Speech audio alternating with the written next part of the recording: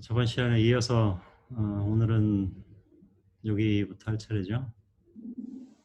그 뉴럴 네트워크 시작을 해가지고 우리가 여태까지 커버한 거는 퍼셉트론 개념하고 간단한 알고리즘, 그다음에 또 그거 유사한 알고리즘으로 보자면 그 비슷한 일을 하는 알고리즘으로 보자면 피쉬의 리니어 디스크리미넌트를 받고 그 다음에는 이제 우리가 제너레이티브 모델하고 디스크리미너티브 모델이 서로 연관이 되겠다. 뭐 이론적으로는 같다. 그래서 제너레이티브에서 시작해서 디스크리미너티브 모델로 가는 거 유도하는 거를 우리가 살펴봤고 일반적인 많은 종류의 그 확률 분포에 적용이 될 수가 있다. 그래서 그게 결국은 리니어 클래시파이어로 표현이 되고 뭐 클래스가 여러 개일 때는 소프트맥스 역할을 해주는 여러 개의 리니어 클래시파이어의 군으로 된다. 그런 얘기까지 했습니다. 그 정도로 일단락이 됐고 오늘은 이제 SVM 그 다음 알고리즘인 SVM이라는 거를 시작을 하는데 이제 그거의 기본이 되는 지식이 오늘 내용일 테고 아마 그 다음에 이제 핵심은 다음 시간 그 다음에 알고리즘까지 다음 시간은 가야 다 끝나지 않을까. 자, 주제는 여기 써있듯이 맥시멈 마진 클래시파이어니까 말 그대로 마진이 뭔지 모르겠지만 그걸 제일 극대화시켜주는 분류기다. 마진은 뭐 보통 우리가 뭐 장사를 한다거나 그럴 때 이윤이 남는 뭐 유들이죠. 뭐 얼마를 넘기어서 그런 거. 이제 클래시파이어를 얘기를 하는데 뭐 리니어 클래시파이어를 얘기를 하면 뭐 디스전 바운더리 같은 선이면 그것을 기준으로 뭐 이쪽 저쪽으로 분간을 하는데 좀 마진을 둬서 하겠다. 이것도 저번에 한두 번 정도는 얘기를 한 거예요. 마진을 좀 둬서 분류를 하는데 쓰겠다는 건데 맥시멈이 붙었으니까 마진을 가능한 한 제일 많이 두겠다. 그런 얘기가 돼요. 상식적으로는 직관적으로 생각하면 이제 마진이 크면 확실하게 두 개의 클래스를 떨어뜨려 놓는 게 가능할 테니까 좀 제너럴라이즈에 잘 될 수가 있겠죠. 그래서 우리가 살펴볼 거는 디스크리미너티브 클래시파이어를 볼 건데 여전히 근데 클래스 세퍼레이션 하는 마진을 맥시마이즈 하는 쪽으로 가는 클래시파이어를 살펴볼 것이다. 대표적인 게 SVM이라고 얘기하는 서포트 벡터 머신, SVM 여기서 온 거니까 서포트 벡터 머신이라는 게 있습니다. 마진을 구성해 주는 데이터 포인트들을 우리가 서포트 벡터라고 그래요. 그걸로 이루어진 리니어 머신, 리니어 클래시파이어가 결국 SVM이에요.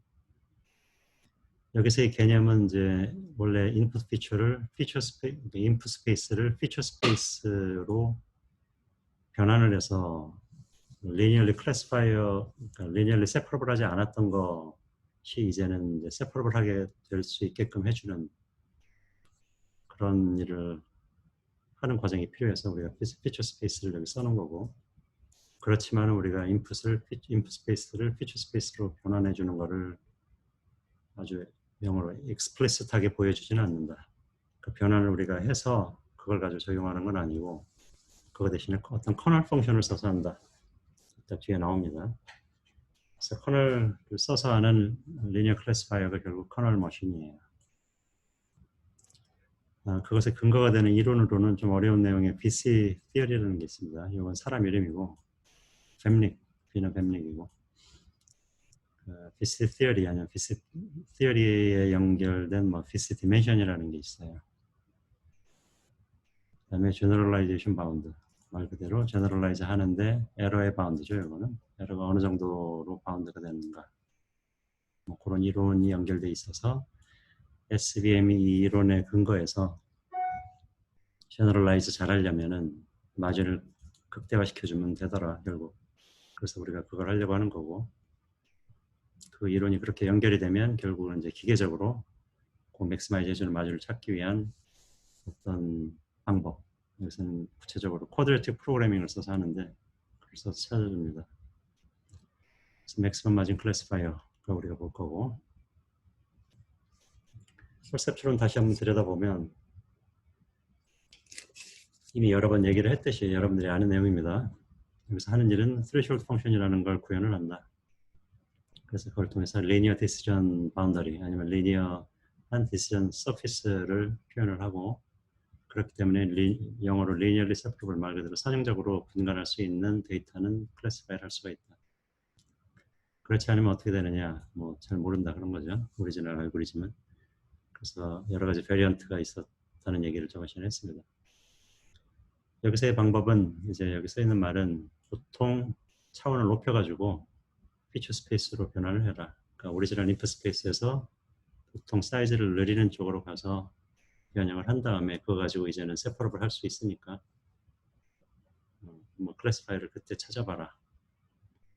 그렇게 할 때, 이것도 한번 앞에서 얘기했던 것 같은데, 그렇게 할 때 문제점 될 수 있는 게 이제 디멘션을 키우니까 더 커지게 되면은 이제 그것에 따르는 계산적인 오버헤드가 수반이 되는 거고, 그 다음에 디멘션이 커지면 우리가 차원의 저주 뭐 그런 얘기를 했죠. 커져서 분간을 할 수 있을지 몰라도 그만큼 이제 제너럴라이즈 하는데 어려움이 있을 수가 있다.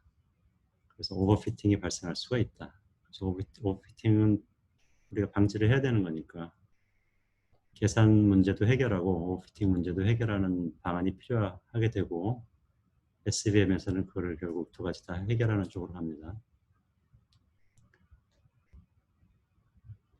이론적으로 최고 좋은 성능을 내는 거는 베이즈 옵티멀 클래시파이어라고 얘기를 할 수가 있어요. 우리가 베이즈 정리해서 사후 확률을 통해 가지고 어떤 클래시파이어로 쓴다 그러면 베이즈 정리에 나오는 사후 확률을 통해서 우리가 클래시피케이션 결정을 내리는데, 거기 들어가는 텀들이 아주 완벽한 값들이다. 그러면 그게 옵티멀이 된다. 그런 얘기고.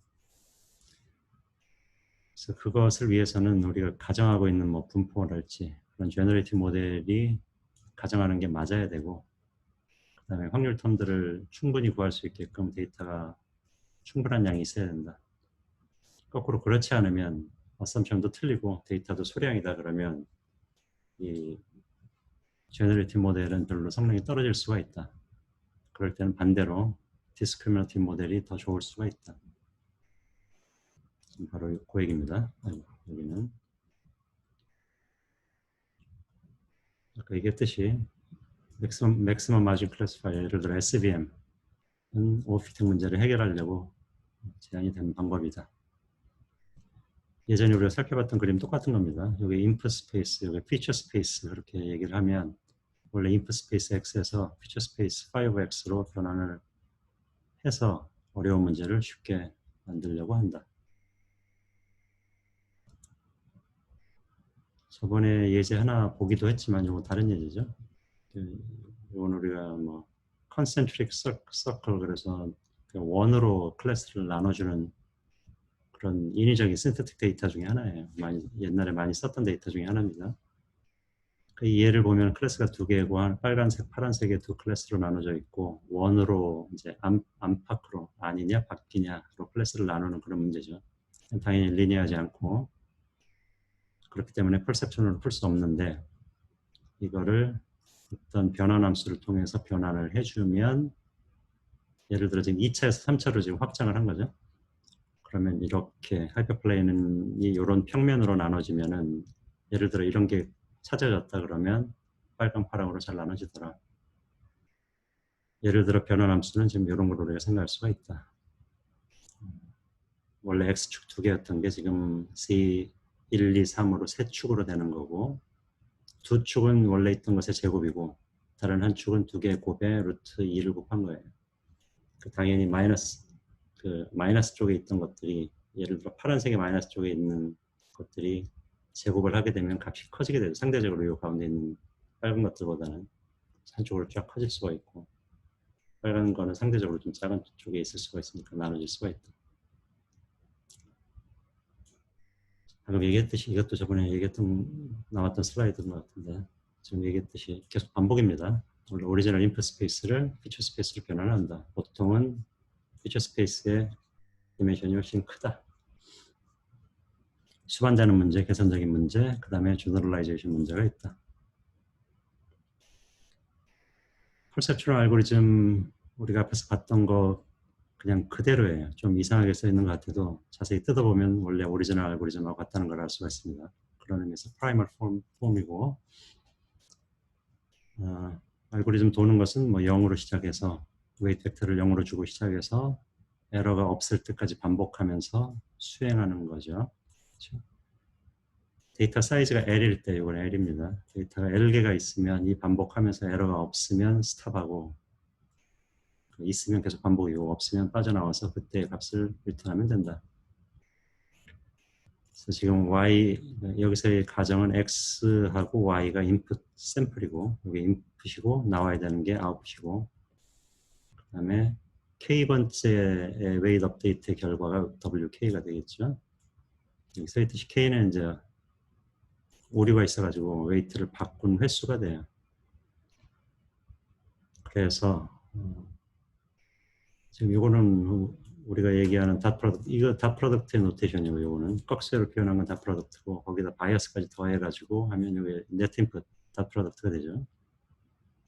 거기에다가 y를 곱하면 나와야 되는 게 플러스인데 이게 나온 게 플러스거나 마이너스인데 마이너스가 나왔거나 그러면 0보다 클 테고 둘 중에 부호가 달라지게 되면 이 조건이 맞죠.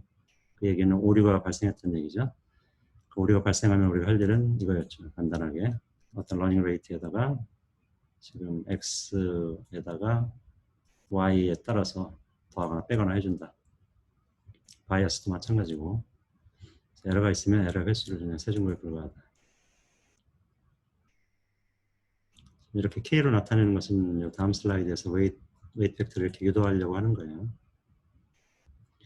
그래서 퍼셉트론이 오류가 있을 때 그 웨이트에다가 그 오류를 발생시켰던 데이터를 더해주거나 빼주거나 그런 식으로 간다. 더하거나 빼주거나 그런 식으로 하는 거죠. 그래서 마지막으로 최종 웨이트 팩터는 이렇게 된다는 얘기고 데이터의 이거는 최종 웨이트 벡터는 지금 데이터 사이즈고 전체 지금 썸은 그것의 각 패턴 데이터의 인덱스가 i면 그것에 알파가 붙어가지고 y 곱하기 x에다가 알파를 곱해준 게 된다. 그런 겁니다. 그 인풋이 x고 그것에 나와야 되는 아웃풋이 y였고 그 다음에 알파는 그 오류가 일어났을 때의 횟수가 돼요. 여기 디파인 되지는 않았지만은 알파는 양수값인데 그거는 xi에서 오류가 발생한 횟수를 알파라고 하죠. 그러니까 xi가 잘못 클래스파이 된 게 알파번이다. 그럼 그만큼 x를 빼주거나 더해주거나 했을 테니까 요 인덱스가 결정할 테고 요 사인이 결정할 테고 그래서 결국 웨이트는 처음에 0에서 시작해서 이거의 계속 합이죠. 오류가 일어난 횟수가 이거니까 각자 최종 벡터, 최종 웨이트 벡터에 영향을 주는 것은 각 x가 그 오류가 일어나는 횟수니까 결국 알파다. 그걸 우리가 embedding strength라고 얘기를 해요. 그 웨이트 벡터를 디파인 하는 데 있어서 패턴 xi가 유발했던 세기. 어쨌든 최종 웨이트 벡터는 이렇게 표현할 수가 있다. 그게 핵심입니다. 알고리즘, 오리지널 알고리즘 돌다 보면 웨이트가 계속 변하는데 그것이 오류가 일어나는 횟수를 계속 카운트해가지고 더하거나 빼거나 하니까 결국 그거를 요약을 하면 이 식으로 나타낼 수가 있다. 이렇게 나타낸 이유는 다른 표현을 한번 쓰려고 그래요. 우리가 dual representation 그래가지고 decision function, decision boundary 아니면 하이퍼플레인식은 결국 이거죠. 아까 나왔던 그 닷 프로덕트에다가 사인이니까 이게 0이냐 1이냐 그 1이냐 마이너스 1이냐 를 보여주는 거고 기계적으로 풀었으면 W하고 X 곱하는 것은 앞에서 요거를 빌려오면 이렇게 쓸 수가 있다. 그렇죠? W가 저거였으니까 거기다 X 곱하는 거 뒤에 X고 그러니까 특정 X에 대한 식이니까 특정 X고 이건 웨이트고 사실 거기다 B 더하면 된다. 앞에 썸이 있는데 그거에 영향을 받는 거는 J인데 J는 이렇게 되고 닷 프로덕트는 영향을 안 주니까 XJ하고 X 사이의 닷 프로덕트니까 그것만 뽑아서 이렇게 표현할 수가 있다.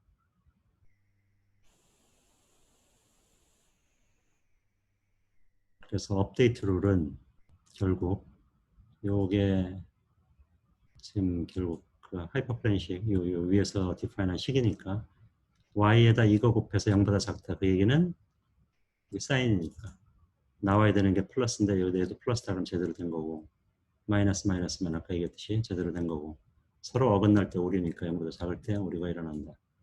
그때 인베딩 스트렝스가 이렇게 계속 누적이 된다. 사실 이거 설명을 먼저 하고 앞에서 얘기를 했어야 되는데 먼저 얘기를 하고 여기 그건 이렇게 구해진다라고 지금 설명하고 있습니다. 베타를 그냥 1로 가정하면 무시하면 그냥 계속 더해지는 거죠. 알파가. 에러 한 번 날 때마다 아까 얘기했듯이 에러의 횟수만큼 알파가 계속 누적이 돼서 그걸 우리가 인베딩 스트렝스라고 얘기했었죠. 그래서 다시 dual representation을 보면 이렇게 표현을 한 거고, 원래 오리지널 프라이머리 이거였으면, 그래서 결국 우리가 그 하이퍼플레인식을 구하려면 요게 필요하다. 이걸 들여다보면 지금 J가 인덱스가 모든 데이터에 대해서 변하니까 특정 input xi가 들어오면 그것하고 다른 모든 것하고의 닷 프로덕트 계산한 게 필요해요. 그래서 그걸 우리가 그람 매트릭스라고 얘기를 합니다. 그러니까 패턴 두 개 사이에 닷 프로덕트를 구해 놓은 게 그람 매트릭스예요. 한 쌍을 구할 수도 있고, 여기 나와 있듯이 ij가 1부터 l까지 가는 모든 케이스에 대해서 어떤 행렬 형태로 나타낼 수가 있죠. 그래서 그걸 우리가 그람 매트릭스라고 얘기를 합니다.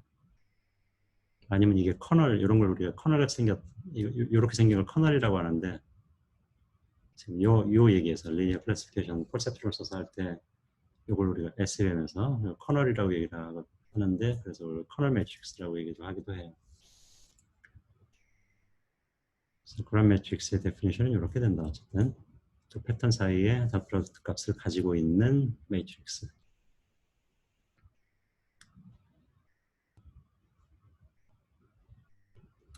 자, 커널 머신은 커널을 써서 이제 그 클래시피케이션을 해주는 리니어 클래시파이어 커널 머신인데, 차원이 이제 확장이 되면 계산 문제가 수반된다 그랬으니까 그 문제를 어떤 식으로든지 해결을 해줘야 된다. 라는 코멘트고, 뭐 이론적으로 디멘션이 무한대로 늘어나도 처리할 수가 있어야 된다. 그래서 그런 문제를 해결하기 위해서 우리가 커널을 쓴다. 그 얘기예요. 커널을 쓰는 게 커널 머신이고, 그 의미는 여기 제목에 있듯이 임플리시트한 매핑이다. 아까 내가 explicit한 거의 반대 개념이죠. 그러니까 피처 스페이스로 인풋 스페이스에서 피처 스페이스로 변환을 해주는데, 그거를 어떤 변환함수를 보여줘서 그걸 써서 확실하게 해주는 게 아니라 암묵적으로 해준다는 얘기예요. 암묵적으로 하기 때문에 우리가 어떤 변환함수를 쓰는지를 사실 몰라도 돼요. 커널 펑션만 주면. 그리고 커널 펑션은 오리지널 인풋 스페이스에 있는 데이터 가지고 하기 때문에 디멘션이 확장되는 거 가지고 하는 게 아니라서 계산의 오버헤드가 수반되지가 않습니다. 자, 다시 한번 계속 보면 원래 오리지널 식이고 아까 여러 번 나왔던 거, 우리가 변환함수를 지금 생각하고 있는 거고, 그게 인풋 스페이스에서 피처 스페이스로 가는 어떤 매핑이다. 그리고 원래 아까 dual representation에서 나타냈던 식이 요 형태였죠. 지금 이렇게 나온 거하고 아까 거하고의 차이는 단지 그 파이를 쓰냐 안 쓰냐예요. 아까는 파이 없이 그냥 그 설명을 하기 위해서 그냥 쓴 거고, 프라이머하고 듀얼하고의 관계를 설명하기 위해서. 여기서는 들어가는 게 이제 그 피처 스페이스로 확장이 됐다고 가정을 하고, 그때 디시전 바운더리를 계산하려면 결국 요 식이죠, 그게. 그러면 그걸 듀얼로 표현하면 이거니까 파이를 표현해서 이렇게 나타나게 된다. 그래서 원래 오리지널 x가 있었는데 그것에 파이가 적용된 거에 닷 프로덕트가 사용되게 돼요. 그래서 우리가 커널 펑션이라고 디파인을 하는데, 커널 펑션은 뒤에 슬라이드에 나오지만은 그 오리지널 인풋에 그 커널 펑션을 적용을 하면 요 값이 나오는 거, 그걸 우리가 커널 펑션이라고 그래요. 그걸 오리지널 펑션에 어떤 이미지의 닷 프로덕트를 주는다, 뭐 그런 얘기를 합니다. 그래서 오리지널 펑션에 그 트랜스폼 된 것에 닷 프로덕트 값을 주는 걸 우리가 커널 펑션이라고 얘기를 해요. 그래서 아까 얘기했듯이 커널 펑션만 주어지게 되면 실제로 변환하는 요거 몰라도 된다. 그걸 우리가 커널 트릭이라고 얘기를 해요. 그런 트릭을 써서 실제 변환하지 않고 변환된 효과를 내기 때문에 우리가 커널 트릭이라고 얘기를 합니다.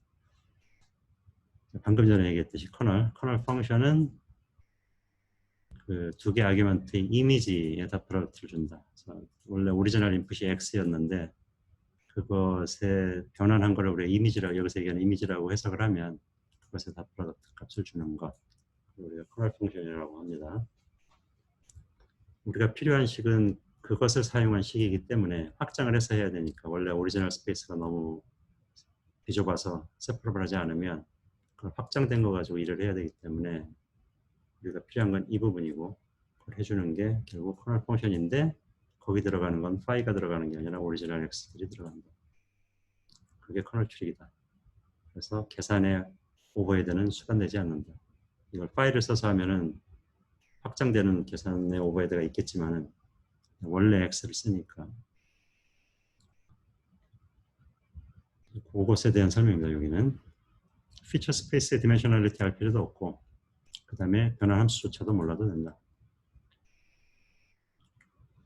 결국은 이제 우리가 커널 펑션만, 어떤 펑션이 있으면 이게 커널 펑션으로 쓸 수 있냐, 그 여부만 판단해서 가져다 쓰면 되는 게 남은 거죠. 그것에 대한 이론이 좀 있습니다. 이건 앞에 나온 거에 다시 반복이에요. 그래서 퍼셉션 러닝 알고리즘을 피처 스페이스에서 쓸 수가 있는 효과가 난다. 그 얘기죠. 아까 얘기했듯이. 그 역할을 해주는 게 이 커널이다. 커널 매트릭스, 아까 그람 매트릭스라고 했던 거에 대한 개념도예요. 그래서 각 인풋 데이터에 대해서 커널을 적용한 것의 값이 들어가 있으면 그 커널 매트릭스다. 그다음에 여기 같은 슬라이드가 약간 이제 이론적인 게 나옵니다.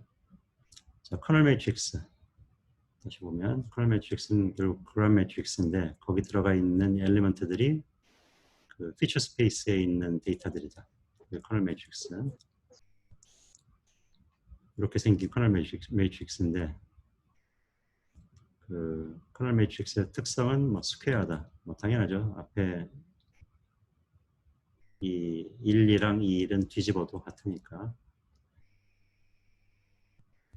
시메트릭하고 스퀘어 매트릭스다. 당연히 생김새 스퀘어 매트릭스고, 그 다음에 포지티브 세마이 데피니트하다 입니다. 결국 요거의 정의는 밑에 나와 있는 거예요. 요것이 만족되면 우리가 어떤 매트릭스 K를 포지티브 세마이 데피니트하다고 얘기를 해요. 포지티브 데피니트하다고 얘기를 합니다. 세마이는 여기 이퀄 사인까지 포함이 되어 있을 때 세마이를 붙이게 돼요.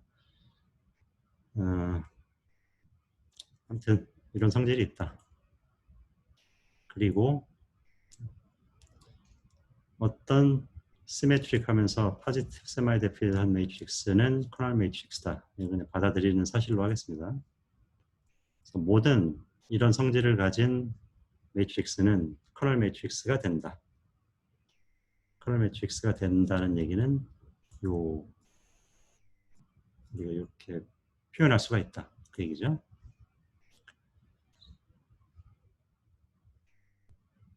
그 다음에 이제 커널 펑션으로 이제 얘기가 좀 옮겨가는데, 멀스스 티어렘이라고 있습니다. 이것도 그냥 받아들이는 거로 하겠습니다. 그 커널 펑션을 우리가 써야 되니까 그 확장을 임플리시트하게 하는 커널 펑션을 써서 일을 하려고 그러니까 커널 펑션을 이제 쓰려니까 이제 그거에 대한 이론이에요. 어떤 펑션이 아까 매트릭스 가지고 얘기할 때랑 비슷하게 포지티브 세마이 데피니트하다고 얘기를 할 때는 그 펑션이 시메트릭한 펑션이다. 그 매트릭스하고 같은 개념입니다. 아규먼트 두 개 뒤집어도 같은 값을 준다. 그 다음에 그 유한계를 뽑아가지고 매트릭스를 만들면 그 매트릭스가 포지티브 세마이 데피니트한 게 된다. 라는 거예요. 그러니까 이런 펑션 값을 가진 매트릭스로 꾸며주면 그게 역시 포지티브 세마이 데피니트하다. 그럴 때 그 펑션을 우리가 포지티브 세마이 데피니트하다고 얘기를 할 수가 있고, 최종적으로 우리가 이게 필요한 건 요 사실입니다. 마지막에.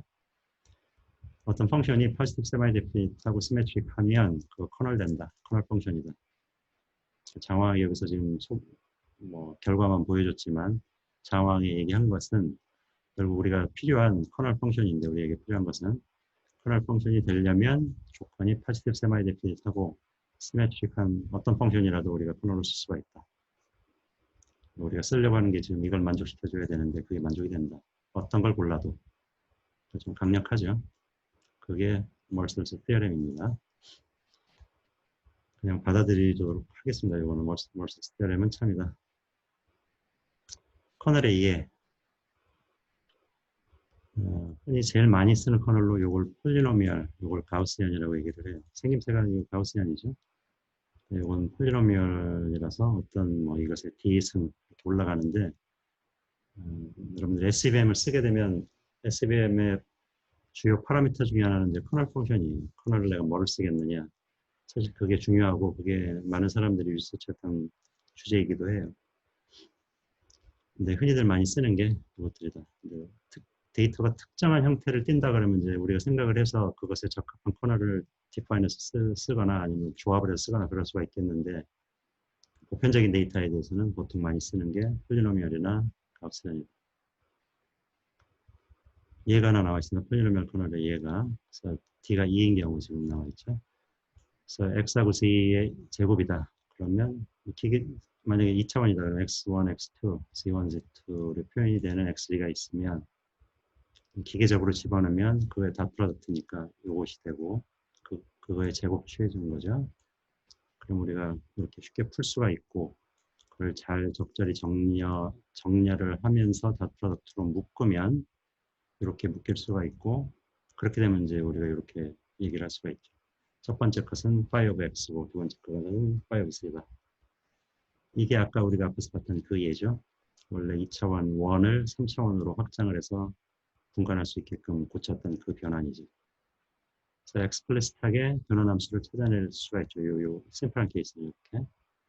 한 예예요. 폴리노미얼 커널을 이런 식으로 디파인을 할 수가 있다. 그러니까 이렇게 2차로 주면 그래서 역할은 이런 효과가 있어서 결국 앞에서 있던 그런 예제에 적합한 커널이 될 수가 있다. 커널의 성질. 이것도 그냥 결과로만 이런 성질이 있다. 두 개 더해도 커널이고 어떤 값을 곱해줘도 커널이고 그래서 커널 펑션의 좋은 성질은 모듈러리티가 있다. 그래서 간단한 것에서 시작해서 복잡한 걸로 만들어 나갈 수가 있다.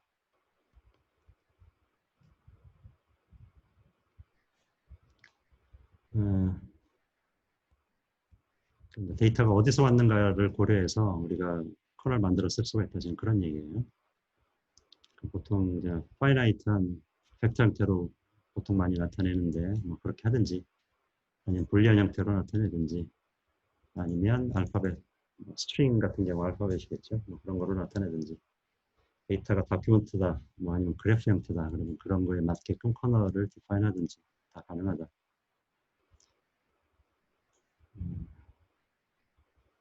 그래서 여러 문제에 사용을 하는 거고 SVM 커널이 어떻게 생겼느냐에 따라서 그것을 쓰는데 계산하고 그럴 때 좀 어려움이 있을 수가 있다는 그런 코멘트예요. 항상 잘 아주 깔끔하게 표현된 클로스 폼 포뮬러로 나타나지 않을 수도 있다 얘기니까.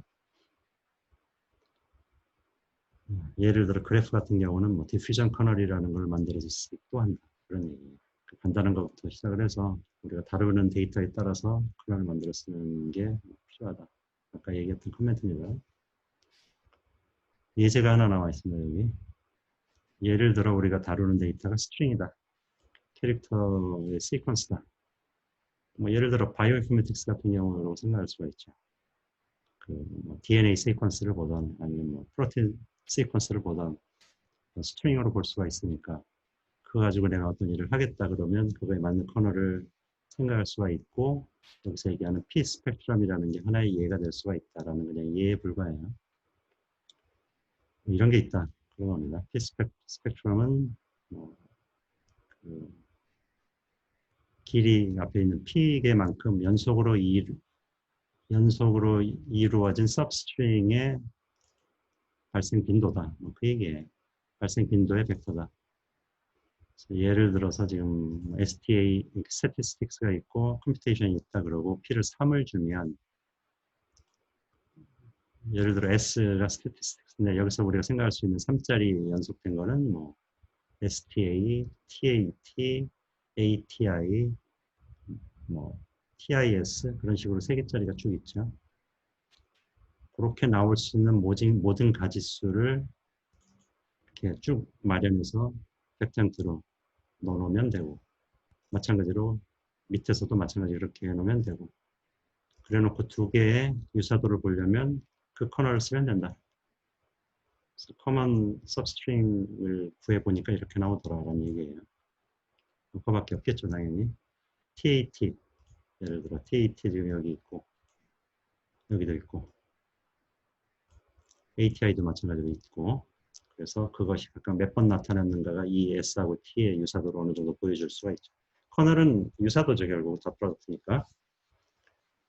그래서 커먼 서브스트링은 TAT하고 ATI라서 그걸로 이런 P 스펙트럼 커널을 써서 S하고 T를 집어넣으면 값이 2가 된다 라는 얘기입니다.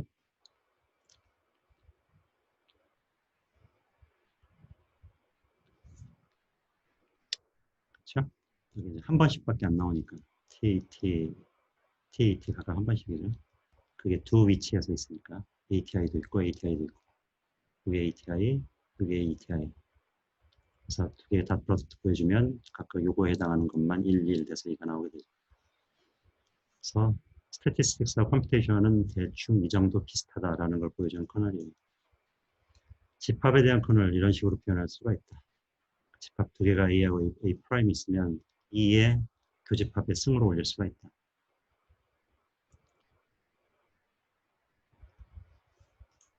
그래서 다시 원래 아까 얘기하던 대로 다시 돌아오면 커널 머신은 아까 커널 머신 얘기한 것 같은데 이거는 리니어한 러닝 머신인데 리니어하게 학습하는 모델인데 듀얼 레프레젠테이션을 쓴다. 듀얼 레프레젠테이션을 쓰고 그 안에 커널 펑션이 들어가 있는 거죠. 거기에 하는 일은 커널 인듀스 피처 스페이스를 디파인 하는 거고 그래서 그것의 디스턴 바운더리는 아까 우리가 여러 번 봤던 이런 형태로 꾸며지게 된다. 그렇죠? 커널, 뭐 좋은 커널, 나쁜 커널, 뭐 그런 거에 대한 커멘트예요. 커널 매트릭스 구해놓고 보니까 이렇게 생겼더라. 별로 도움이 안 된다 그런 얘기예요. 이게 각 데이터들인데 데이터들의 유사도를 보여주는 매트릭스인데 자기하고만 똑같고 나머지하고는 전혀 다 다르다. 그런 별로 쓸모가 없는 거죠. 그래서 있듯이 데이터에 숨겨져 있는 스트럭처를 찾아내기가 어렵다. 반면에 이런 식으로 돼 있다. 클래스가 2개가 있는데 한쪽 클래스에 속하는 패턴끼리는 값이 이렇고 다른 클래스에 속하는 패턴 만약에 3개가 있으면 걔들은 이렇다. 그러면 각자 사이에서의 거리는 좀 그 유사도는 존재하고 나머지는 없는 거니까 좀 적절한 성질을 보여주는 거죠.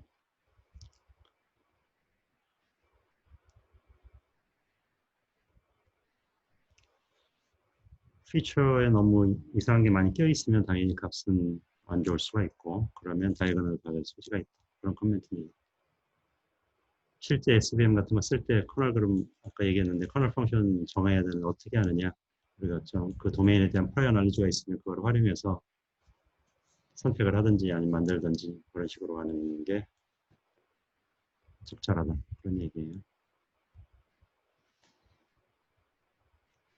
그래서 아까 다시 반복 보면 지금 우리가 하고 있는 것은 이 일이고 아까 똑같은 슬라이드죠. 그래서 공간을 확장시켜가지고 리니얼리 세퍼러블하게 만들려고 하는 거고 그것을 explicit하게 아니라 implicit하게 그 역할을 해주는 커널 펑션을 쓴다. 이렇게 확장을 하게 되면 생길 수 있는 수반되는 게 계산적인 문제, 그다음에 제너럴라이제이션 문제, 오버피팅의 문제가 있는데 계산적인 문제는 적어도 커널 트릭을 써서 해결한다는 거 이미 설명한 거죠. 실제로 크게 확장을 하는 explicit한 요 변환 함수를 쓰는 게 아니라 implicit하게 한다. 그렇죠? 두 번째 문제는 여기 써 있는 게 없는데 제너럴라이즈가 잘 안 될 수 있는 소지는 어떻게 해결하느냐. 요거에 대한 답은 마진을 맥시마이즈하는 쪽으로 해결을 한다. 그거에 대한 theorem이 있습니다. 마진이 극대화가 되면 에러 바운드는 작아진다. 그게 SVM의 핵심 티어리예요. 그게 뒤에 나옵니다. 결국은 두 가지 문제를 다 해결하는 게 SVM이다. 조금만 더 하고 잠깐 쉬겠습니다.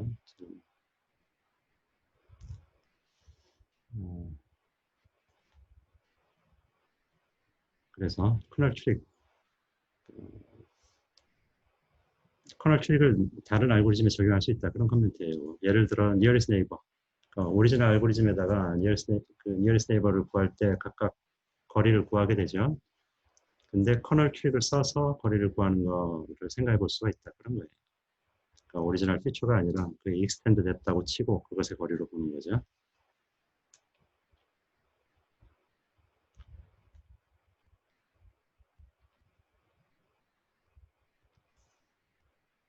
자, course of dimensionality가 아까 두 번째 문제, 이 문제였는데 그 문제를 마진을 극대화하는 쪽으로 간다.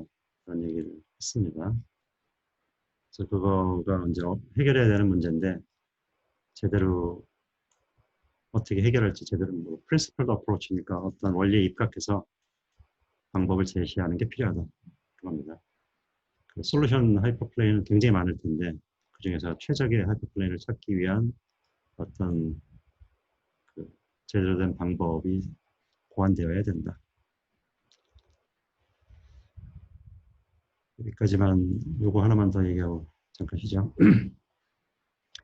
뭐 리니어 머신 뭐 그런 얘기 했는데 머신 클래스파이어로 보면은 그것의 커패시티 용량이죠. 단어 뜻만 보자면 어떤 클래스파이어의 용량 이것은 에러 없이 그 학습 데이터를 학습할 수 있는 능력을 의미를 한다. 용량 우리가 대충 이렇게 이해를 하자라는 거예요.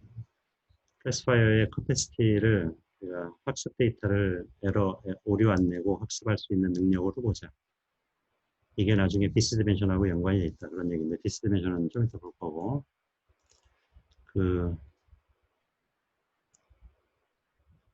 예를 들어 니어리스 네이버도 한번 보면 니어리스 네이버 같은 경우에 용량이 그럼 얼마가 될까? 모든 학습 데이터를 에러 없이 분간할 수 있는 것.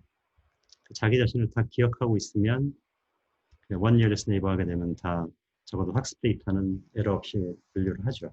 그렇죠? 그래서 용량 굉장히 크죠. 그런 의미에서. 근데 두 번째는 이제 그거와 좀 성능은 좋은데 에러 없이 분간을 다 한다니까 좋은 의미인데 두 번째는 그거에 반대예요. 직역을 하자면 앱솔루트 메모리, 기억력 아니면 메모리가 좋다고 그래가지고 그게 그 한정된 데이터로부터 학습할 때 항상 좋은 어떤 에셋 좋은 것은 아니다. 무조건 다 기억한다고 그래서 좋은 건 아니다. 그러니까 한정된 데이터만 가지고 우리가 하기 때문에 이론적으로 이게 unlimited 데이터 우리가 보려고 하는 모든 데이터를 다 가지고 있어서 메모리도 아주 크고 다 기억하고 있다. 그러면 좋겠죠. 근데 그거는 현실적이지 않기 때문에 우리가 학습할 때 쓰는 데이터가 있고 나중에 이제 새로 들어오는 제너럴라이즈를 잘 해줘야 되는 요소가 되는 게 있는데 무조건 기억만 잘 해서 학습 데이터는 잘 분간할지 몰라도 나중에 들어오는 거는 오히려 떨어진다 그러면 그건 좋은 게 아니다. 오히려 떨어지는 예를 재밌게 풀어놓은 게 지금 이 코멘트예요. 볼게스라는 사람이 쓴 논문에 있는 여기 말입니다. 한번 여러분들 읽어보세요. 식물학자가 있는데 기억력이 하도 좋아가지고 나무가 있으면 모든 걸 다 기억해서 나무를 분간하는 데 있어가지고 자기가 기억했던 것하고 하나라도 들어맞지 않으면 나무가 아니다라고 판단한다. 현재 그 사람이 봤던 나무, 특정 나무가 있으면 그거에 잎의 개수까지 정확히 기억하고 있어서 새로 들어오는 게 만약에 나무가 하나라도 다르면 나무가 아니다라고 분간한다. 그럼 잘못하는 거죠. 반면에 너무 게으른 동생이 있어가지고 그냥 색깔만 보고 나무라고 하는 거. 이것도 문제죠. 이건 너무 오버피팅 되는 거고 이건 너무 심플리파이하는 중간 단계에서 우리가 절충을 해야 되는 겁니다. 자, 여기까지 일단 하고 질문이나 코멘트 있으면 해보세요. 잠깐 쉬면서.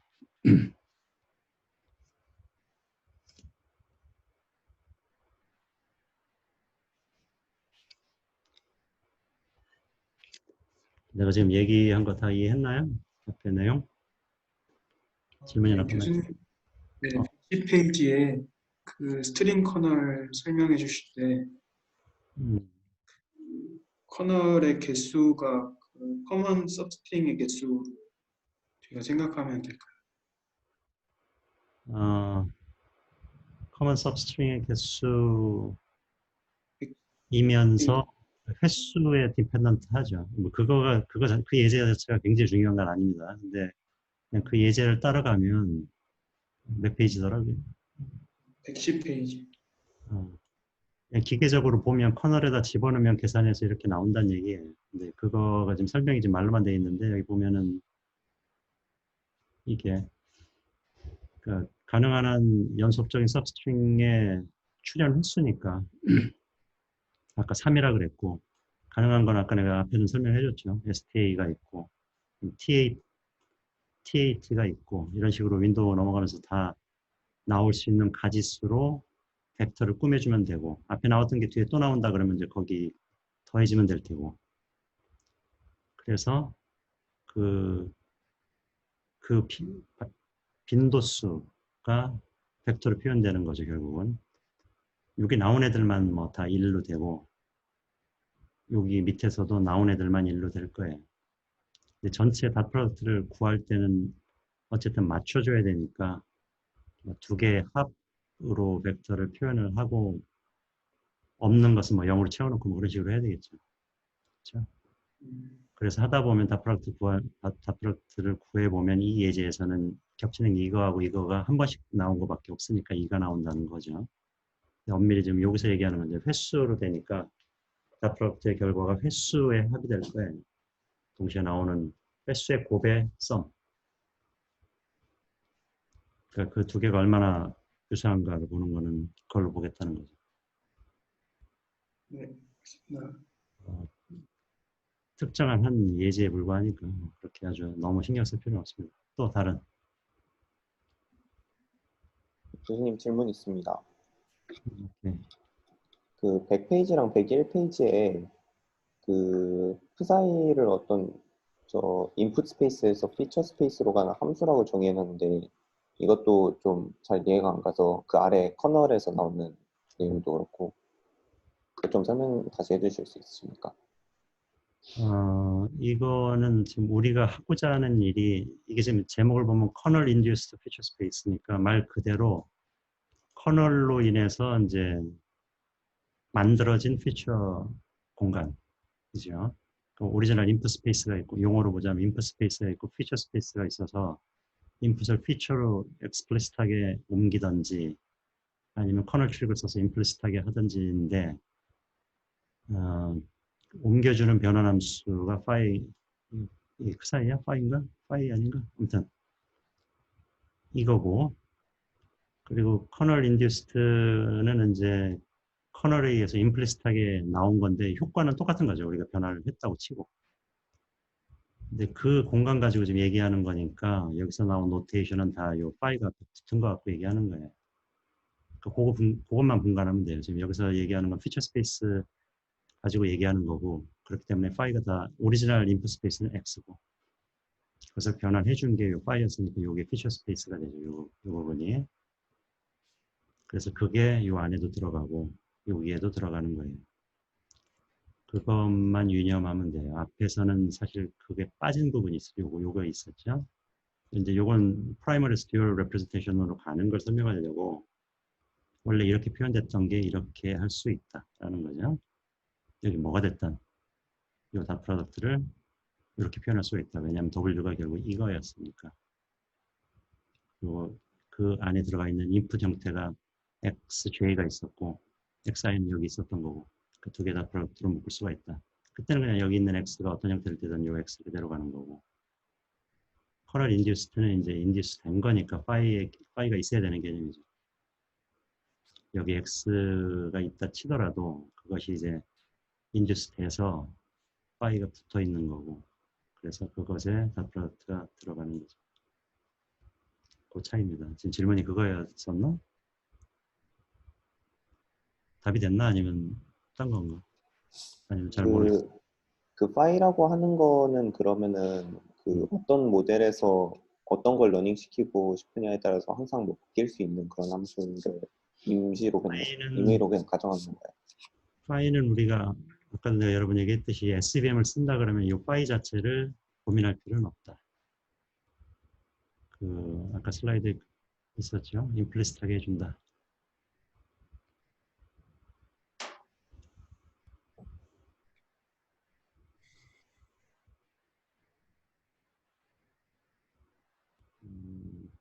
그게 어디 있었더라?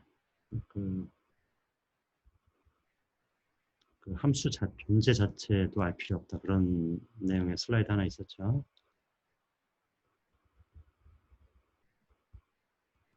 요거 우리가 커널을 쓰면 이 피처 스페이스 변환돼서 이제 인풋에서 피처로 바뀌었는데 변환된 공간에 디멘셔널리티 알 필요도 없다. 그리고 어떻게 그게 변환이 됐는지도 알 필요도 없다. 결국 피처 스페이스 자체에 대한 지식 뭐 그게 필요 없다. 그런 거예요. 근데 우리가 쓰는 건 실제 그 공간을 쓰는데 그건 몰라도 된다. 그거예요. 그게 커널 트릭이고 그게 가능한 이유는 요식 때문에 우리가 쓰는 건 이 왼쪽이에요. 왼쪽을 쓰면 그게 효과가 이렇게 일어난다. 이 일을 해주는 게 커널 펑션이라 그랬으니까. 그래서 여기 보면 우리가 집어넣는 거냐 오리지널 인풋 x1, x2를 집어넣잖아요. phi of x1을 넣는 게 아니라 그냥 x1을 넣으니까. 그래서 지금 방금 전에 질문이 얘가 어떻게 우리가 하려는 일에 따라 뭐 고려해서 그걸 바꿔줘야 되느냐 그런 질문이었던 것 같은데 그럴 필요 없다. 우리가 해줘야 되는 것은 이거를 어떻게 디파인하고 그게 아니라 그 대신 이건 해줘야 된다. 그 얘기를 했죠. 커널 펑션을 뭘 쓸 건가는 정해줘야 된다. 이게 필요하니까 우리가.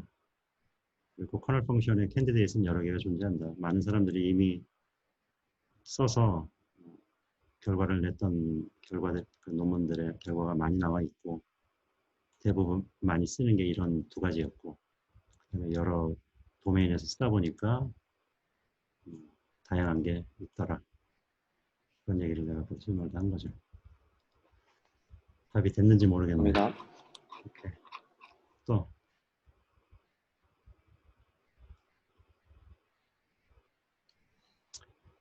그러면 이어서 하겠습니다. 이제 SVM으로 이제 들어가는데 SVM에 이르기까지 뭐 이런 히스토리가 있다. 이런 뭐 퍼셉션 얘기를 볼 때 우리가 얘기했던 거고 뱀닉이라는 게 러시아 사람입니다. 아직도 살아있나 모르겠는데 아무튼 이 사람에서 시작해서 SVM에 실질적으로 제안한 사람이 뱀닉이니까 90년대 여기 써있듯이 90년대 논문의 대부분이 뭐 대부분은 좀 어폐가 있지만 많은 논문이 사용했던 알고리즘이 SVM이에요. 아주 대표적인 이유는 요새 우리가 딥러닝 쓰듯이 성능이 잘 나오니까 그다음에 딥러닝 같이 계산적인 부담이 뭐 그렇게까지 크진 않으니까 물론 이것도 빨리 나오는 건 아닌데 알고리즘이 딥러닝에 비하면 그래도 훨씬 빠르죠. 자, 러닝 시어리, 약간 러닝 시어리를 약간 보자 뭐 그런 얘기인데 러닝 시어리는 컴퓨테이셔널 러닝 시어리라고 리서치 분야가 따로 있어요. 그거 역시 어려운 분야고 우리가 그거 다 살펴볼 거 전혀 아니고 약간만 볼 겁니다. 그 SVM에 연결된 내용만 커버하기 위한. 자, 트레이닝 데이터가 L개가 있고 우리 여태까지 봐왔던 노테이션에서 달라진 거 없습니다. XY로 들어오고 그 다음에 그것이 온 분포를 T라고 가정을 하고 그 다음에 아웃풋으로 나오는 게 지금 리니어 클래시파이어로서 H 형태로 나온다. 하이퍼플레인, 뭐 하이파테시스라고 생각하면 되죠. 알파를 웨이트로 보면 될 것 같고 B는 바이어스로 보면 될 것 같아요. 지금 알파하고 B가 학습된 머신, 클래시파이어를 만들어준다, 디파인한다. 그럴 때 이 expected risk는 말 그대로 리스크의 기대치니까 리스크는 에러로 보면 이렇게 표현할 수가 있다. 이건 파라미터였으니까 그것으로 만들어진 모델의 risk, expected risk는 이렇게 디파인이 된다. 보면 모든 분포에 대해서 적분하는 값이죠. y는 나와야 되는 값이었고 하이퍼테시스가 중계에 나온 값이 되고 그래서 차가 에러니까 그래서 에러를 모든 케이스에 대해서 다 적분을 해주면 그게 사실 expected risk가 되죠. 이걸 절대값을 취해주던 아니면 제곱을 하던 어쨌든 그 리스크가 된다. 실제 분포를 알면 구할 수 있겠죠. 이거 분포에 대해서 취해주면 되니까. 실질적으로 우리가 구하는 것은 empirical risk죠. 데이터셋 주어지면 실험적인 리스크, 그냥 그것에 따른 주어진 데이터에 따른 우리가 오류를 보고 뭐 판단을 하는 거죠.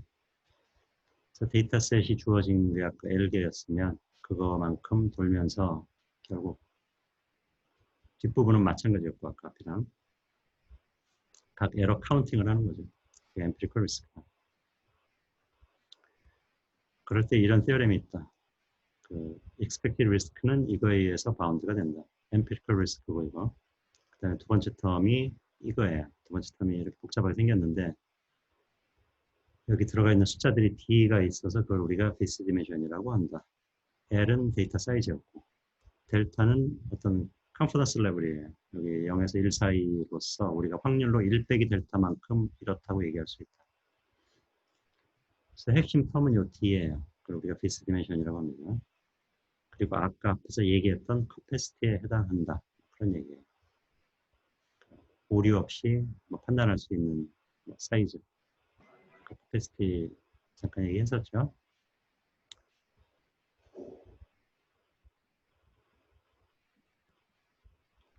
이런 사실이 있다. 증명했다고 받아들이면 실제 에러는 엠피리컬 에러에다 요거 더해준 거에 바운드가 된다. 세컨드 텀, 그 두 번째 텀, 그것을 우리가 basic confidence라고 얘기를 합니다. basic confidence. 그래서 보면은 뭐 코멘트들이에요. 이걸 보면 이 D는 빠져 있죠. 여기 D하고는 무관하다. 그다음에 왼쪽을 구하는 건 보통 불가능하다. 그러니까 전체 모든 우리가 데이터가 온 분포를 모르니까 그에 대해서 계산하는 건 보통 어렵다. 만약에 D를 안다 그러면 비스 디멘션이라고 얘기했던 D를 알면 적어도 오른쪽을 계산할 수가 있다. 첫 번째 텀은 데이터셋 주어지면 L로 구하면 되는 거고 두 번째 텀은 D가 주어졌으면 거기 집어넣으면 되고 D는 이제 여기서 사용된 학습 모델에 대한 비스 디멘션입니다. D를 집어넣어서 기계적으로 계산할 수는 있겠죠. 델타도 주어졌다 그러면 데이터 사이즈 주어졌다고 가정하고 맨 밑에 있는 커멘트는 뭐 알고리즘 여러 개가 있으면 그거 비교하는 데 사용할 수 있다 뭐 그런 거예요. 에러 바운드로서 알고리즘 두 개에 대해서 한번 이거 구해서 작은 쪽으로 가면 좋다 그렇게 얘기할 수 있겠죠. 그래서 아까 D에 해당하는 비스 디멘션에 대한 얘기입니다. BC는 여기 아까 뱀닉 그다음에 철보는 키스 요 두 개에서 뗀 거예요. BC 한번 용어 데피니션을 보면 그 펑션의 집합에 대한 디스티메이션입니다. 펑션의 집합을 H라고 표현을 하고 여기 보면 H, 스몰 h의 집합이에요. 아까 예를 들어 하이퍼플레인이다 그러면 하이퍼플레인의 집합으로 가정하면 돼요. 어떤 모델, 학습 모델로 보면 되죠. 하이퍼테시스. 그것의 집합. 우리가 해석하려고 하는 러닝 모델의 집합에 대한 디스티메이션은 D라고 얘기를 할 수가 있는데 그때는 언제냐면 이것이 만족될 때이다. 데이터 사이즈가 D다는 거예요. 결국 데이터 포인트가 D개가 있어가지고 그걸로 나올 수 있는 모든 컨비네이션이 E의 D승만큼 레이블이 나올 수가 있죠. 그러니까 우리가 레이블을 갖다 붙일 수가 있는데 다이커토미라고 그러니까 플러스 마이너스로 갖다 붙일 수 있는 게 이만큼 나올 수가 있다. 그러니까 데이터 셋이 D개가 있으면 그거를 극단적으로 모든 걸 포지티브라고 얘기하는 게 한 케이스, 모든 걸 네거티브라고 얘기하는 게 또 한 케이스. 한 개만 포지티브, 나머지를 네거티브. 그런 식으로 나올 수 있는 가지수가 이게 D승이죠. 그거를 다 얘가 구현할 수, 그거를 다 realize, 여기 영어로 realize, 그것을 제대로 분간할 수 있는 게 요 H 안에 존재하면 sum이라고 나와 있습니다. 그 학습 모델의 셋이 있는데 그 중에 우리가 어떤 식으로 이걸 쪼개든지 간에 그 쪼개진 클래시피케이션 문제에 대해서 제대로 해결해 주는 게 여기 존재하면 그의 최대 사이즈 D를 우리가 비스 디멘션이라고 얘기를 한다. 그 얘기입니다. 최대 사이즈라는 의미가 여기 있는 말이에요. D까지는 되는데 하나라도 늘어나면 안 된다. 그 얘기죠. 이거 이해 가나요? 무슨 소리인지? 그러니까 데이터가 D개가 있을 때 그것까지는 우리가 어떤 식으로 클래스 레이블을 갖다 붙이든지 간에 지금 우리가 쓰는 러닝 알고리즘을 쓰면 솔루션이 있다. 그렇게 할 수 있는 최대치의 D를 우리가 그 학습 모델의 디스트리뷰션이라고 얘기를 한다. 뒤에 슬라이드 나오지만은 퍼셉트론 우리가 앞에서 봤던 퍼셉트론의 디스트리뷰션은 몇이 될까요? 혹시 얘기할 수 있는 사람?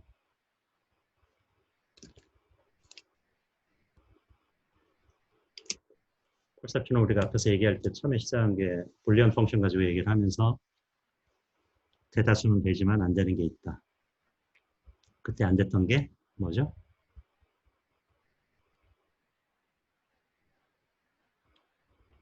익스클루시브 오어 같은 거 못했죠 우리가. 그렇죠? 그 불리언 펑션에서 익스클루시브 오어 문제를 못 풀었는데 그때 데이터 익스클루시브 오어 문제를 보여주려고 하면 데이터 포인트가 4개가 필요하죠. 양쪽으로 대각선으로 서로 갈라쳐져 있는 클래스들이니까. 그래서 그거는 해결 못했다. 그러니까 폴셉트론이라는 모델의 셋에서 제 아무리 내가 만들어내려고 해봤자 그것을 분간해 줄 수 있는 그 특정 다이코토미에 해당하는 걸 분간해 줄 수 있는 하이퍼플레인은 찾을 수가 없더라. 그 얘기는 4개짜리는 해결 못했다. 가 되니까 퍼셉트론의 비스 디멘션은 4보다는 적어야 된다라는 걸 우리가 적어도 할 수 있습니다. 3은 될까요? 되죠. 강의 슬라이드에 잘 나와 있듯이 3은 됩니다. 우리가 3 가지고 나눌 수 있는 건 8가지 이렇게 2의 3승 8가지 이렇게 되죠. 아까 내가 극단적으로 얘기했던 두 케이스가 이거죠. 모든 걸 뭐 양, 모든 걸 음이라고 하면 이런 식으로. 화살표가 양 쪽이니까 이게 음인 거 같네. 아무튼 이것 가능하고 뭐 다 가능하죠. 그래서 결국은 퍼셉션의 그 학습 모델은 피스 디멘션이 3이다라고 얘기를 할 수가 있습니다. 모든 케이스에 대해서 분간할 수 있는 그런 것을 우리가 쉐터 한다고 얘기를 해요. 데이터셋이 S가 있는데 그것이 깨졌다, 쉐터됐다고 얘기할 때는 모든 다이코토미에 대해서 그걸 클래스파이 할 수 있는 하이포테시스가 전체 셋에 존재한다. 그럴 때 그게 깨졌다고 얘기를 합니다. 그 퍼셉션을 쓰면 3 사이즈 3일 때는 쉐터가 가능한데 4는 쉐터가 안 되는 거예요. 다른 말로 피스 디멘션은 그 가장 깰 수 있는 가장 큰 사이즈. 그렇죠? 그게 어떤 학습 모델에서의 커패시티에 의미가 있다. 이런 얘기고.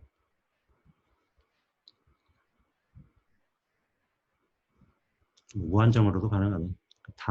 데이터가 무한정으로 늘어나도 다 가능하다. 그러면 우리가 피스 디멘션이 인피니트하다고 얘기를 합니다. 그 예제도 강의 슬라이드에 나와 있는데 아무튼 뒤에 보겠습니다. 이거 이미 설명했으니까 넘어가고 3이다. 그 얘기했죠. 방금 무한하게 나온다. 이 예제인데 사인 펑션이에요. 이거 여러분들이 한번 해보세요. 확인해 보세요. 데이터 포인트 x는 이런 식으로 주어지고 그 클래시피케이션 펑션은 이렇게 주어졌다고 가정을 하면 우리가 데이터 사이즈가 무한정 늘어나도 i가 지금 무한정 l까지지만 뭐 이게 계속 늘어나도 다 분간할 수 있어요. 근데 무한정 늘어나는 건 확인하기 좀 어려울 테고 뭐 예를 들어 데이터가 뭐 2개가 있다. 뭐 아니면 4개가 있다. 3개가 있다. 그런 거 해보세요. 여기 그리고 사인 커브의 사인 커브의 부호니까 여기서 모델이 주는 아웃풋은 여러분 다 분간할 수가 있고 식이 좀 복잡해 보이지만 그걸 가능하게 해줍니다. 확인해 보도록.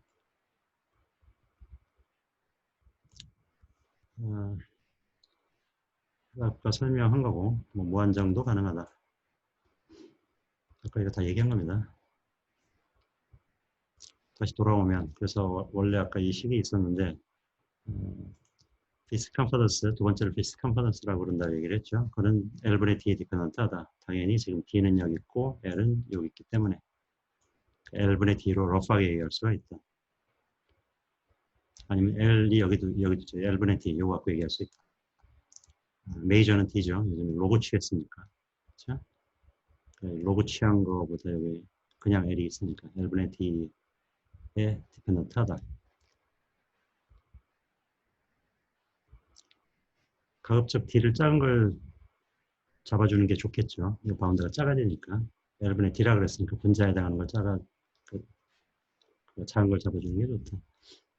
큰 값이면 타이트하지 않다. 당연한 얘기고 이게 커지면은 이게 타이트하지 않겠죠. 그래프를 그냥 보여주는 거고. 아까 내가 얘기했던 티어렘이 있다고 한 게 이겁니다. 핵심 티어렘이에요, 이게. 그래서 에러, 이건 에러고, 에러의 바운드는 이렇게 간다. 에러는 비고의 L분의 T다. 아까 L분의 T 사실 그것 때문에 여기 얘기한 거예요. 그래서 뱀릭이 증명한 게 있는데, 그게 결국은 이것이다. L분의 T의 에러는 L분의 T에 비례한다. 그 얘기는 T는 작을수록 좋고, L은 뭐 클수록 좋다.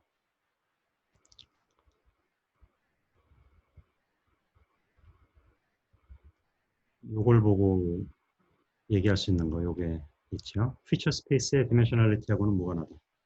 그러니까 피처 스페이스가 우리가 확장하는 건데 확장은 임플리시트하게 확장된 피처 스페이스가 얼마나 크든지 간에 그건 에러에 영향을 주지 않는다. 그 얘기예요. 중요한 것은 D지 이 사이즈는 아니다.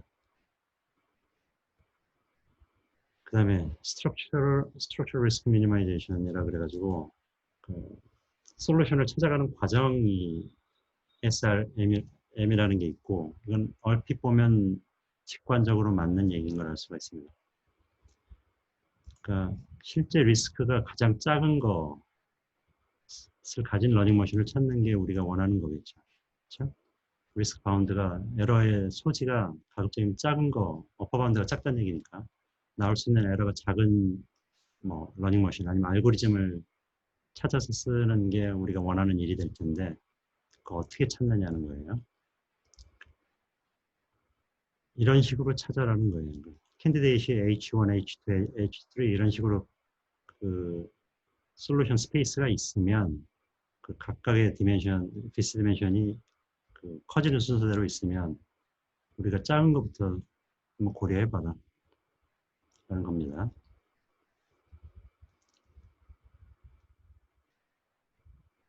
정확히는 요거. 그 비스 디멘션은 저렇게 있고 그럴 때 우리가 어떤 모델을 찾아야 되느냐는 empirical risk하고 그 다음에 비스 컨퍼던스하고 아까 그 바운드에서 첫 번째 텀, 두 번째 텀이죠. 첫 번째 텀, empirical risk. 실제로 학습했을 때 나오는 에러. 그 다음에 두 번째 텀, 피스 컨퍼던스의 합이 작아지는 거를 우선적으로 고려해서 그 순서대로 히포테시스를 찾아내는 게 좋다. 그게 structural risk minimization입니다. SVM에서는 이 일을 합니다. 하게 되면은. 피스 디멘션 측면에서는 SVM이 그 비스 디멘션을 작은 것을 선호하게끔 해요. 마진을 극대화함으로써 이게 작아지는 효과가 납니다. 그 다음에 SVM이 됐든 뭐가 됐든 당연히 학습 과정에 있어서 우리가 원하는 것은 그 empirical risk가 미니마이즈 되는 쪽으로 가려고 하는 거죠. 학습을 계속 하면서 에러를 미니마이즈하게 내려가게 되죠. 퍼셉션이 됐든 학습 초기에는 에러가 많겠지만은 하면서 웨이트를 계속 바꿔가면서 에러가 적어지는 쪽으로 가죠. 그래서 SVM 같은 경우는 요 Structural Risk Minimization이 되기 때문에 지금 이 용어에 대한 소개가 나온 거예요. 그러니까 Empirical Risk는 당연히 학습 과정에서 적어지는 쪽으로 가고 그다음에 Risk Dimension도 마진을 극대화하는 쪽으로 가면서 우리가 작은 Risk Dimension을 선호하는 쪽으로 간다. 그 지금 내가 방금 설명한 게 또 하나의 티어렘으로 나와 있습니다. 지금 요거예요. 그래서 지금 아까 나왔던 결과가 요게 있었죠. 거기서 또 하나의 결과가 요거를 유도할 수가 있다. 그래서 비고의 L분의 T라고 그랬는데 L은 그대로 있고 T 대신에 이렇게 쓸 수가 있다. 피스 디멘션, 다른 말로 얘기하면 피스 디멘션은 감마 바분의 L이다. L에 비례한다. 감마 바분의 L입니다. 그냥 기계적으로 치환을 하면 물론 제곱이 있지만 L은 여기 디파인 되어 있습니다. XPMX예요. 그러니까 XP는 아까 인풋이었고 그 인풋 데이터 중에 제일 큰 거, 그것들의 길이 중에 제일 큰 거 뽑으면 L이고, 그러니까 특정 데이터셋 주어지면 이거는 구할 수 있고, 감마는 밑에 디파인 되어 있는 겁니다. 감마는 이것 중에 미니멈. Y하고 F of X고 F of X는 이거. 우리가 항상 봐오는 그 식이죠. 리니어 클래시파이어의 식. 그거하고 Y를 곱했을 때 나오는 값. 시 주된 거고, I가 지금 여기 붙어 있으니까. 그걸 W로 나눈 거. 이거는 우리가 뒤에서 보겠지만 지오메트릭 마진이에요. 결국. 그러니까 저번에 얘기했던 하이퍼플레인에서 특정 포인트까지의 거리예요. 이게. 그게 가장 적은 거예요. 직관적으로 얘기하면. 그러니까 오분류가 없다고 칠 때 여기 양의 값을 뛴다고 그럴 때 그중에 가장 작은 값을 고르면 이게 지오메트릭 마진이라고 해서 저번에 이미 얘기했던 퍼셉트론 얘기할 때 얘기했던 그 하이퍼플레인에서부터 포인트 xi까지의 거리이기 때문에 그것 중에서 제일 작은 거를 고르는 거예요. 그러니까 제일 가까운 거리의 포인트까지 제일 가까운 포인트까지의 거리를 감마 바라고 얘기를 합니다. 이걸 우리가 지오메트릭 마진이라고 그래요. 아까 처음에 시작할 때 마진 얘기했는데 그 마진이에요. 그게 분모로 들어가 있습니다. 그러니까 마진이 크면 클수록 요건 작아지게 되죠. 그러니까 에러를 보면은 원래 식에서는 D가 작으면 좋다 그랬고 L은 뭐 정해져 있겠지만 크면 반비례고 그 다음에 D 대신에 감마분의 L로 쓰면 L은 작을수록 에러가 작을 테고 감마는 클수록 좋은 거죠. L도 데이터가 좋아지면 뭐 픽스 된 거니까 그렇다고 치면 결국은 핵심은 감마 바가 되죠. 그래서 감마 바가 크면 클수록 좋다. 근데 감마 바는 디파인 된 게 또 미니부터예요. 여기는 전체 데이터셋의 지오메트릭 마진 중에서 제일 가까운 거. 제일 가까운데 그 중에 그거를 제일 크게 할수록 좋다. 그래서 맥시멈 마진 클래시파이어가 요구가 되는 겁니다. 그렇죠? 말이 되죠? 그러니까 마진을 제일 극대화시키는 쪽으로 가면 에러가 적어진다. 한마디로 그거예요. SVM에서 그걸 찾아주기 때문에 디스티메이션 문제가 해결되는 그 효과가 있다. 바로 내가 바로 이 앞에서 설명한 게 그겁니다. 인사이트. 마진에 반비례한다. 그 얘기죠. 지금 설명했듯이. 그 다음에 인풋 스페이스의 디멘셔널리티하고도 무관하다. 여기 들어가는 건 이거 X 갖고 얘기를 했기 때문에 그러니까 사이즈, 디멘셔널리티는 무관하다. 나중에 인풋 스페이스에서 피처 스페이스를 변환된 거 가지고 해도 그게 얼마나 그게 확장이 돼서 많이 커지는지 간에 우리가 러프하게는 이제 피처 스페이스로 너무 확장해 버리면 공간이 너무 확장돼 버리면 제너럴라이즈가 잘 안 될 소지가 있다 그랬는데 그거하고 무관하다 그런 얘기니까 마진만 크게 해주면 된다. 그러면 요거 걱정 안 해도 된다 그런 얘기죠. 그래서 우리가 찾아야 되는 건 마진이 극대화되는 클래시파이어다. 그 얘기고. 요거죠. 그래서 피처는 개수하고 무관하기 때문에 피처 개수 디멘셔널리티는 중요치 않기 때문에 우리가 마진만 극대화시키면 된다. 마진을 한번 살펴보면 아까 이미 봤습니다. 사실 여기 하이퍼플레인이라 그러면 원점에서 여기까지 거리는 저번에 우리가 이걸로 봤죠. 이건 바이어스고 또 웨이트 벡터 f of x는 wx 더하기 b고 요 식은 요게 양의 방향이라는 거고 그 모델은 요게 사인이고 요게 지오메트릭 마진이 요거고 그것을 보기 전에 펑셔널 마진이라는 게 있고 그것은 요 펑션 자체예요. 그러니까 펑셔널 마진은 그냥 이거다. 펑셔널 마진은 감마로 표현하는데 감마는 w.x죠. 바이어스까지 뭐 오그멘트 했다고 치면 w.x 게다가 y 곱한 거. y는 클래시피케이션이니까 1 아니면 마이너스 1이고 그러니까 제대로 분류됐다는 가정하에는 이게 다 양수니까 그게 펑셔널 마진이에요. 그래서 이게 크면 클수록 멀리 떨어진 거죠. 디스크리미넌트는 그 하이퍼플레인이고 정확한 거리는 우리가 지오메트릭 마진이라고 하고 그때는 웨이트 벡터로 나눠주면 그게 지오메트릭 마진이 나옵니다. 이거 다 유도할 수 있습니다. 여러분. 계약적으로. 그래서 결국 지오메트릭 마진이 그 디시전 바운더리 하이퍼플레인으로부터 그 데이터 포인트까지의 유클리디안 디스턴스를 의미를 한다. 지오메트릭 마진이 각각 이거 i일 때는 여기, j일 때는 여기 라는 얘기입니다. 예를 들면 지금 포인트가 11이 있고 얘가 만약에 11이다. 웨이트가 11이다. 바이어스는 마이너스 1이다. 그러면 그냥 집어넣으면 펑션을 마주는 이렇게 되죠. 11 각각 곱한 거에다 하나 빼주면 되니까 이 부분이 되고 y까지 곱해주면 y가 1이고 그럼 1이에요. 그 다음에 지오메트릭 마주는 w의 길이니까 요거의 길이니까 루트 2가 되죠. 그렇죠? 그래서 루트 2분의 1. 그래서 지오메트릭 마주는 요거고 왜 루트 2분의 1인 걸 알 수가 있습니다. 트레이닝 셋, 여태까지에서 달라지는 거 전혀 없고요. 슬라이드는 학습 데이터 전체의 마진이에요. 전체의 마진은 당연히 그 중에 미니멈을 의미를 합니다. 아까 미니멈 얘기했죠. 그래서 펑셔널 마진도 마찬가지, 지오메트릭 마진도 마찬가지. 각각의 마진에서 제일 작은 것을 뽑아서 그게 대표 마진이 된다. 지오메트릭 마진에서는 지금 이렇게 있다 그러면 요 빨간색 클래스가 지오메트릭 마진을 구해보면 각각 이렇게 길이들이 나올 텐데 거리들이 그 중에 가장 가까운 게 지금 2포인트다. 그럼 그것이 지금 이 감마 바에 해당하는 거고 이것이 펑셔널 마진이 1일 때 그 지오메트릭 마진은 이제 웨이트 분의 1이 되겠지만 요 거리 그것을 우리가 그 선상에 떨어지는 포인트들을 우리가 서포트 벡터라고 해요. 이쪽 둘 다.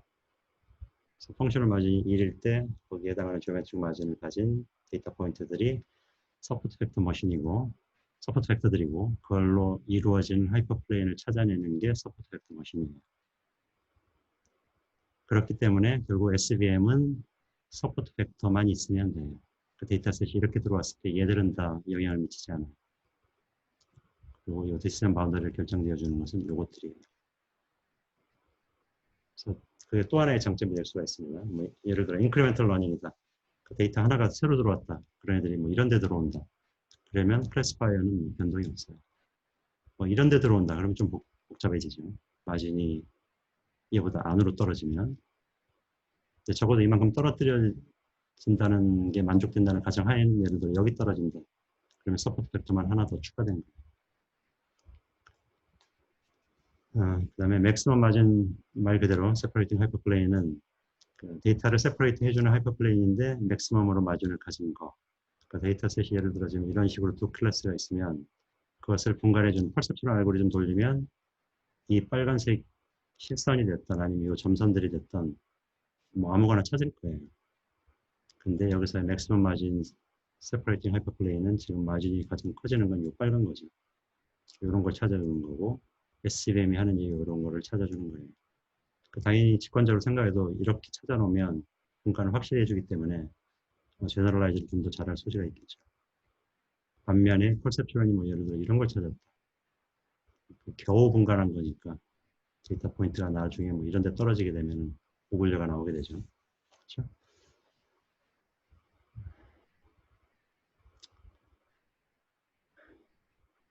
여기까지 하겠습니다. 여기부터는 이제 실제 알고리즘으로 들어가야 돼서 우리가 실질적으로 이제 이걸 찾아줘야 되는데 그 일을 해주는 것은 맥시멈 마진을 가진 그 하이퍼플레인을 찾아줘야 되는데 그 일을 하려면 결국 W를 미니마이즈 해주면 된다. 왜냐하면 그 지오메트릭 마진이 여기 분모로 들어가기 때문에 얘를 작게 해주면 해줄수록 마진이 커지죠. 그죠? 그래서 미니마이즈 해주면 된다. 지금 그 얘기예요.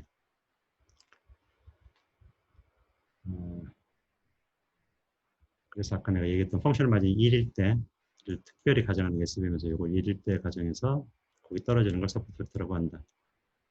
여기까지 한 걸로 치겠습니다. 여기. 다음 시간에 여기서부터 이어서 하겠습니다. 바로 앞에 슬라이드에서 여기서 미니마이즈 W를 미니마이즈 해야 된다 그랬으니까 우리가 원하는 오브젝티브 펑션은 W 미니마이즈 하는 거고 그때 만족시켜야 되는 것은 이런 컨스트레인트들이죠. 그렇죠? 요것들이 부호가 같으면 제대로 되니까 0보다 크면 퍼셉션인데 1보다 크는 게 이제 적어도 펑셔널 마진이 1 이상이 되도록 하게끔 하는 거죠. 다음 시간에 부탁하겠습니다. 자, 끝내기 전에 질문이나 코멘트 있으면 해보세요.